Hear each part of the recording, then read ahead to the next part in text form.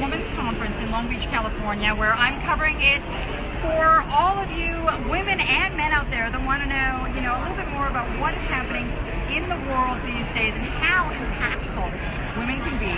But the great thing is that I stumbled across a compadre of mine who is sort of in that same field of, life actually doesn't drop off a cliff at 40. It actually keeps going. So I'm here today with Darrell Gurney, and we're actually at his booth, which is the Back 40, which I love so much. We're going to talk a little bit about what it means to go into the Back 40. So Darrell, tell me a little bit about what the Back 40 is, what it means to you. Well, the Back 40 is a message, a movement. It's an upcoming book. It's an online community, and it stands for the second half of life being the best half of life. So I love that because, I know everyone knows I literally turned 40 last month, and I was coming up across this... Wait, hold on. I know. So great. But it was, it was this messaging from society that was sort of, I was feeling, you better slow down, and you better stop dreaming, you better stop doing, you better not tell people how old you are. And I just thought that was ridiculous. Yeah. So when I came across you and your messaging, I thought that's exactly it. It's, you take everything that you learned and then you come into your own power, right? Yeah. I'll just say a little bit about how my... excuse me. There we go. That's what happens get that after one out. How my inspiration in the Back 40 began. Okay. Is at age 40. Yes. Right when I was where you are, I was sitting watching my son sleeping in my bed. Okay. How old was he? He was 8. Okay.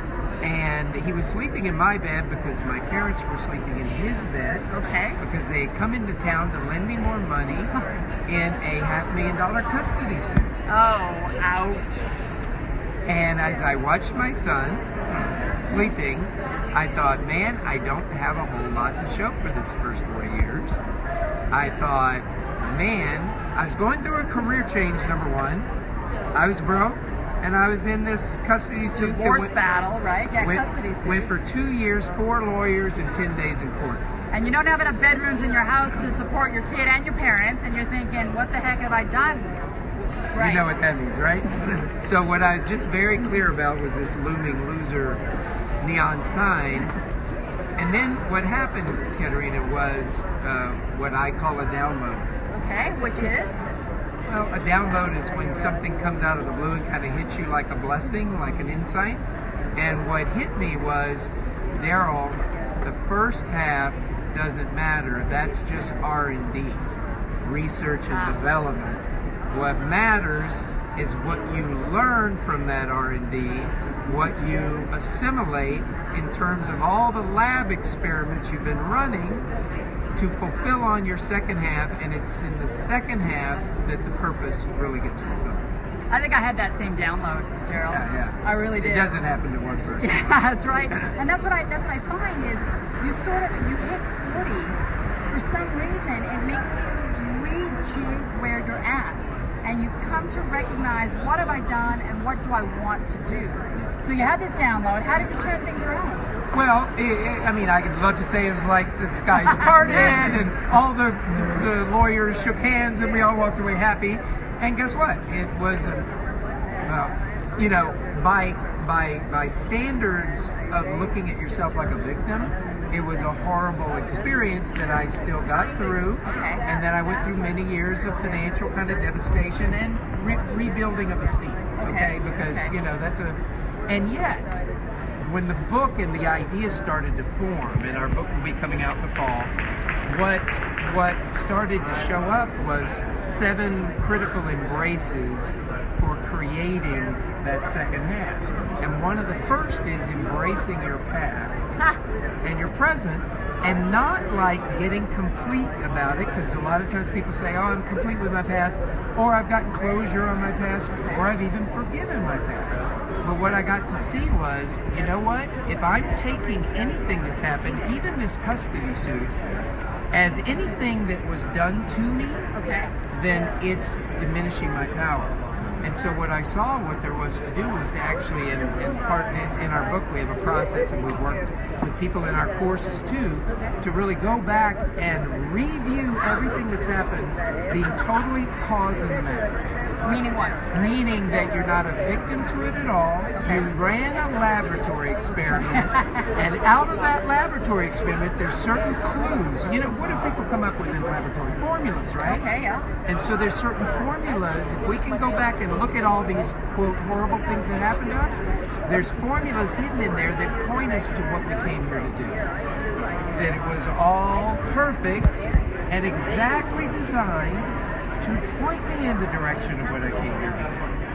And so as I started to see that, and as some of the other embraces began to form, it's like, oh, I'm not a victim to that, and more power has grown ever since. And it's so funny that you say that, because a few years ago I was having this sense of, oh, maybe I did it wrong, I should have been in Hollywood 15 years ago, I should have been a TV host by now, I should have been. And what I've come to recognize, exactly to your point, is had I been in Hollywood for 15 years, I would have been in Hollywood for 15 years. The 15 years that I wasn't here, I traveled the world and back.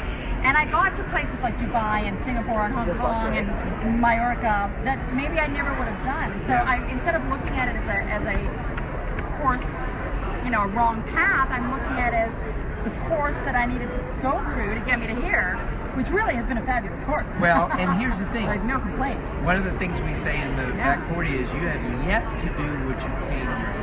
No matter what accomplishments, and people in our community, people who've done our programs, they're accomplished people. But what if you nonetheless have yet to do what you came here to do? And all of this stuff that you're talking about, one thing I remember, and I came here to act. I came to California to act. And so one of the things Robert Redford always said was, you know, there's classes and all this stuff, but one of the biggest things you can do to be a good actor is go live life. Live life, right? And so the point being is, what you're saying is yes. And this is one of the messages that's really important about really owning your past and your present, is that there hasn't been any mistakes made. And it's all, and you don't even have an idea yet, Katerina, of what you are really going to fulfill on out of the path that you've taken. And it's been perfect. Thank you for that. And I love that, because I really do, like, and for those of you that are watching that might be on that cusp of 39, 40, 41, or maybe 49, 50, 51, or maybe 69, 60, 70, you know, 79, 70. Or one of our participants in our program is 72. 72, and we just had a guy walk by. Walter, what's his name? Lee? Lee? Oh, no, Werner.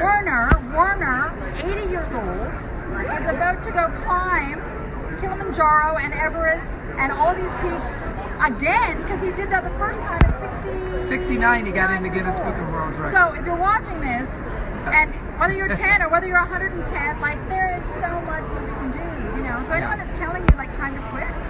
Yeah, so that idea that why do we have that idea? No matter what you become, well, because society, look how I grew up in the South.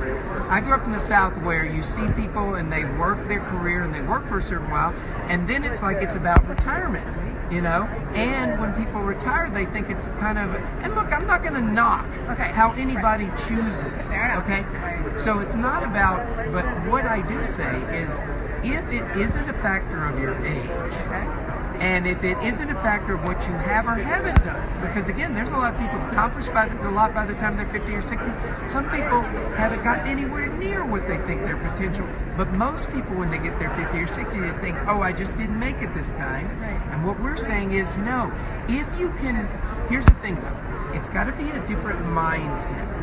Because a lot of times what happens is people get older, they've made decisions about the way life is, the way they are, the way the world is, and it becomes what I call the incredible, all possibilities shrinking world, because people have already decided. See, one of the things to keep you young, and one of the things to keep you playing, like you still have your big game ahead, is be willing to take risks. Be willing to not look good. Be willing to play first before you have all the I's dotted and the T's crossed. Is to kind of dive in, not Well, dive think about a 20-year-old. Okay. 20-year-old's going out into life, and it's kind of like all ahead of you. all ahead. Right. They don't have any burns and scars, and it's just like, hey, life, and they don't have any decisions made about what they can or can't do. Okay. So us taking on a mindset that maybe the world isn't the way we've decided it is. We just decided that because of those experiences that we haven't owned yet. But if we can go back and own it all, and we can go back and see that it was all designed perfectly to bring us right where we are, here's the thing. If you can be at cause of your past, like at cause, not at effect, Okay. you can be at cause of your future. I love that. That's actually such a great message because, I think we all have a future ahead of us, and we all, I think, really inherently have this sense of we're not doing as much as we know we could do. And we limit ourselves by this belief in, time is a limiting factor, and it's just not. It ain't. So that's the message we're going to leave you with because we got a lot more to do. Oh, Darrell was very gracious. We were doing this on his phone because my phone has no reception in this silly building. So yay Verizon, bad T-Mobile.